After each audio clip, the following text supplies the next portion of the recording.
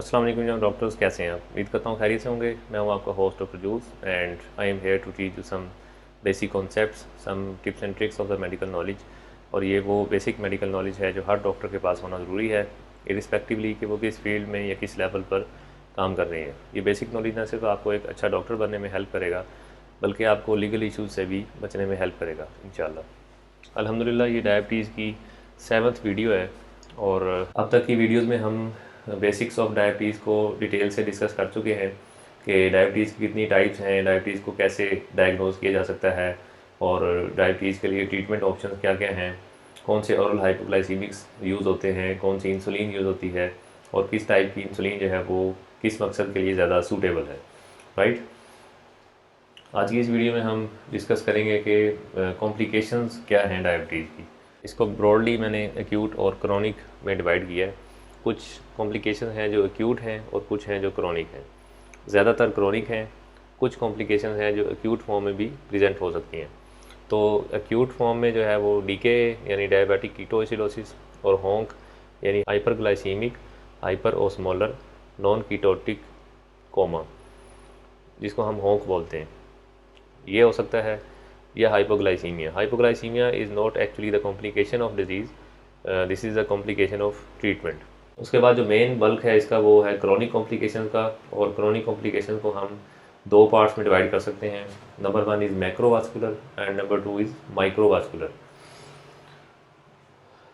यहाँ मैं एक चीज़ आपको बता दूँ कि जब हाइपरटेंशन और डायबिटीज़ इकट्ठे हो जाते हैं तो इसकी एग्जांपल ऐसे है कि जैसे हम कहते हैं 1 और 1 11। राइट, इसका क्या मतलब है ये मैं आपको पैथोफिजियोलॉजी में बताता हूँ। तो सबसे पहले हम मैक्रोवास्कुलर को डिस्कस कर लेते हैं। इसकी पैथोफिजियोलॉजी क्या है कि ट्यूनिका इंटीमा जो होती है, मेजर वेसल्स की जो अंदर की लेयर है उसको हम ट्यूनिका इंटीमा बोलते हैं।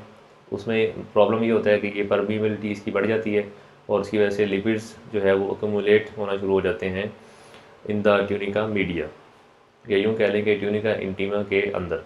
और उससे क्या होगा कि ल्यूमेन जो है वो नैरो हो जाएगा। जब यहाँ पे एक्यूमुलेशन ज़्यादा हो जाएगी तो वो जब कंप्रेस करेगा तो फिज़िकली जो ल्यूमेन है वेसल का वो नैरो होना शुरू हो जाएगा और that will lead to ischemia, thromboembolism and aneurysm. सवाल ये पैदा होता है कि लिपिड्स के अलावा क्या क्या एक्यूमुलेशंस होती हैं। तो सबसे पहले तो मोनोसाइड जो हैं वो जब लीक होकर मीडिया में जाएंगे तो वो फॉर्म सेल्स बन जाते हैं एज यू नो, और वो जो है अपने इन्फ्लेमेटरी साइटोकाइंस को रिलीज़ करेंगे और वो इन्फ्लेमेशन कॉज करेंगे। उसके बाद हाइलिन डिपॉजिट्स हो जाते हैं और ये सारी चीज़ें जो हैं वो that will lead to hard and inflexible vessels. तो जब वेसल्स हार्ड और इनफ्लेक्सिबल हो जाएंगी तो that will lead to hypertension, क्योंकि आपको पता है कि ब्लड प्रेशर जो है वो कार्डियक आउटपुट और पेरिफेरल रेजिस्टेंस से मिलकर बनता है। तो अगर इनमें से कुछ भी एक भी बढ़ जाए, यानी तो इन दोनों फैक्टर्स में से अगर कोई एक फैक्टर भी बढ़ जाए, यानी पेरिफेरल रेजिस्टेंस अगर ज़्यादा हो जाए, तो ब्लड प्रेशर ऑटोमेटिकली जो है वो ज़्यादा हो जाएगा। इसलिए when ever you encounter a patient with hypertension तो उसमें डायबिटीज़ को ज़रूर रूल आउट करें, और इसी तरह अगर आपके पास कोई डायबिटीज़ का पेशेंट है तो उसमें हाइपरटेंशन को ज़रूर रूल आउट करें। क्रोनिक कंडीशन में ज़्यादा इम्कान ये है कि डायबिटीज़ के साथ हाइपरटेंशन भी होगी एंड वाइस वर्सा। और ये सारे इवेंट्स जो हैं that will lead to these complications। Number 1 cerebral vascular, number 2 cardiovascular and peripheral vascular। तो जो cerebral vascular complications हैं उसमें इन्फेक्शन भी हो सकता है, हेमरेज भी हो सकता है और डिमेंशिया भी हो सकता है। Right, chronic ischemia and demyelination will lead to dementia in chronic diabetic patients. इसी तरह कार्डियोवास्कुलर कॉम्प्लिकेशन हैं जिनमें एंजाइना हो सकता है, एमआई हो सकता है, माइकोडियल इन्फेक्शन या हार्ट फेलियर हो सकता है। राइट, कंजस्टिव भी हो सकता है या क्रोनिक हार्ट फेलियर भी हो सकता है। और इसी तरह पेरिफेरल वास्कुलर डिजीज़ जो हैं उनमें एथेरोस्क्लेरोसिस हो सकती है due to abnormal accumulation of lipids. इसमें होता क्या है कि लिपिड जो हैं वो अक्यूमुलेट होना शुरू हो जाते हैं beneath the intima as well as within the lumen.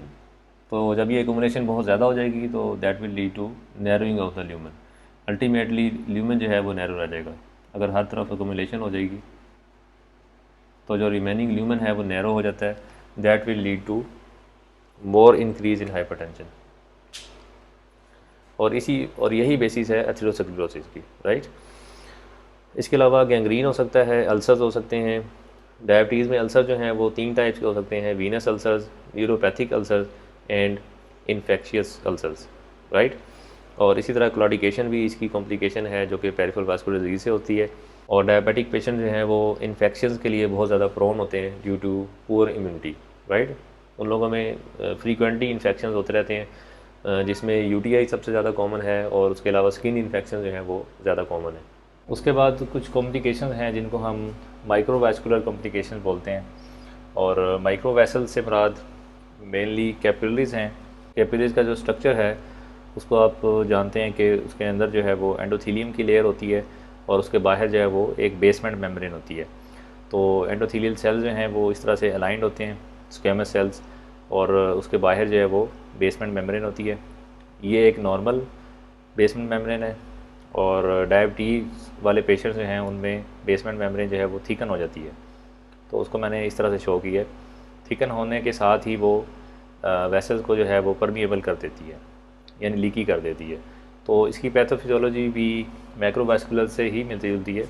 इसमें थिकन बेसमेंट मेम्ब्रेन होती है जिसकी वजह से परमिएबिलिटी जो है वो ज़्यादा हो जाती है और वेसल जो है वो लीकी हो जाती हैं, यानी कैपिलरीज जो है वो लीकी हो जाएंगी। और उसमें से कौन सी चीज़ें लीक करेंगी? Glucose, inflammatory markers, lipids, proteins and so on. तो ये सारी चीज़ें जब लीक आउट हो जाती हैं तो ultimately that will lead to atherosclerosis and inflammation, right. इसमें रिएक्टिव ऑक्सीजन स्पीशीज़ बनती हैं जिनको हम रॉस बोलते हैं और वो जो है मज़ीद इन्फ्लेमेशन को एग्रेवेट करती हैं। तो माइक्रोवास्कुलर कॉम्प्लिकेशन जो हैं वो 3-4 तरह की होती हैं basically. Number 1 is retinopathy, number 2 is nephropathy, उसके बाद न्यूरोपैथी और ऑटोनोमिक न्यूरोपैथी, राइट। रेटिनोपैथी में क्या होगा कि पैथोफिजियोलॉजी सब में कॉमन है। रेटिनोपैथी में ग्लाकोमा डेवलप हो सकता है, कैटरेक्ट हो सकता है, डायबिटिक रेटिनोपैथी हो सकती है, जिसके 4 स्टेजेस होते हैं। इसकी डिटेल मैं इंशाल्लाह किसी वीडियो में अलग से आपको बता दूंगा, जिसमें हम कंपैरिजन करेंगे कि डायबिटिक रेटिनोपैथी और हाइपरटेंसिव रेटिनोपैथी जो है उनमें बेसिकली क्या डिफरेंस होता है, राइट। फ़िलहाल आप ये रजिस्टर कर लें कि इसकी कॉम्प्लिकेशन में ग्लाकोमा है, कैटरेक्ट है और डायबिटिक रेटिनोपैथी है। उसके बाद नेफ्रोपैथी है। नेफ्रोपैथी में जो है वो पाइलोनेफ्राइटिस और ग्लोमेरुलोस्क्लेरोसिस जो है वो शामिल हैं। उसके बाद न्यूरोपैथी है। न्यूरोपैथी में जो सबसे पहला लॉस होता है वो टच का या वाइब्रेशन का लॉस होता है, राइट। और डायबिटीज़ में एक टिपिकल पैटर्न होता है जिसमें हम ग्लव्स एंड स्टॉकिंग का पैटर्न बोलते हैं। और उसमें ये होता है कि जो ग्लव्स की और स्टॉकिंग की जो एरिया है सबसे पहले उसका सेंसरी लॉस होता है, right, bilateral equal sensory loss. और उसके बाद वाइब्रेशन की सेंस भी जा सकती है। उसके बाद पेन की सेंसेशन जो है वो चेंज हो सकती है। पेन जो है वो हाइपर एस्थीसिया भी हो सकते हैं और पेन की सेंसेशन कम भी हो सकती है, राइट। और उसके बाद जो है वो मोटर इन्वॉल्वमेंट होती है और उसकी वजह से वीकनेस भी हो सकती है और रिफ्लेक्सेस लॉस भी हो सकता है। उसके बाद है ऑटोनोमिक न्यूरोपैथी। ऑटोनोमिक न्यूरोपैथी जो है वो भी माइक्रोवास्कुलर फीचर है और उसको जो है वो हम क्लिनिकली डिटेक्ट करते हैं। CVS में हम देखेंगे कि रेस्टिंग टैकीकार्डिया मिलेगा पेशेंट के अंदर, फिक्स्ड हार्ट रेट होगा और पोस्टल हाइपोटेंशन होगी, राइट। नॉर्मली हर पर्सन में इंस्पायरेशन और एक्सपायरेशन के साथ हार्ट रेट में थोड़ा सा डिफरेंस आता है। तो फिक्स्ड हार्ट रेट का मतलब ये है कि इंस्पायरेशन और एक्सपायरेशन पे जो हार्ट रेट में डिफरेंस आना था वो लॉस्ट हो जाता है, right. And this is the typical feature of autonomic neuropathy. इसी तरह रेस्टिंग टैकीकार्डिया, एक पेशेंट जो है वो रेस्ट पे है और उसका हार्ट रेट जो है वो 100 के करीब होता है, तो that is also feature of autonomic neuropathy. और पोस्टल ड्रॉप भी ऑटोनोमिक न्यूरोपैथी का फीचर है। इसी तरह यूरोजेनिटल सिस्टम में कुछ सिम्टम्स हैं, जैसे यूरिनरी फ्रीक्वेंसी हो सकती है, इरेक्टाइल डिसफंक्शन हो सकता है, रिट्रोग्रेड इजैकुलेशन हो सकता है, राइट। ये फीचर भी कॉमन है डायबिटिक पेशेंट्स में जिनमें ऑटोनोमिक न्यूरोपैथी डेवलप हो चुकी होती है, उनमें ये प्रॉब्लम आती हैं। इसी तरह GIT में अगर हम देखें तो गैस्ट्रेटरी स्वेटिंग होगी, यानी खाने के साथ पेशेंट को स्वेटिंग होगी, गैस्ट्रोपरीसिस होगी और नॉक्टर्नल डायरिया भी हो सकता है, राइट। गैस्ट्रोपरीसिस में जो है वो पेशेंट को जो है वो बदहज़मी रहेगी, गैस रहेगी, पेरिस्टालसिस जो है वो डिस्टर्ब हो जाती है। और इसी तरह जो पेरिफेरल वेसल्स की टोन है वो डिक्रीज़ होने की वजह से पेशेंट के अंदर डिपेंडेंट एडीमा हो जाता है, राइट। तो ये भी ऑटोनोमिक न्यूरोपैथी का फीचर है। तो ये थी डायबिटीज़ की कुछ कॉमन कॉम्प्लिकेशंस जिनको हम एक्यूट और क्रॉनिक में डिवाइड कर सकते हैं।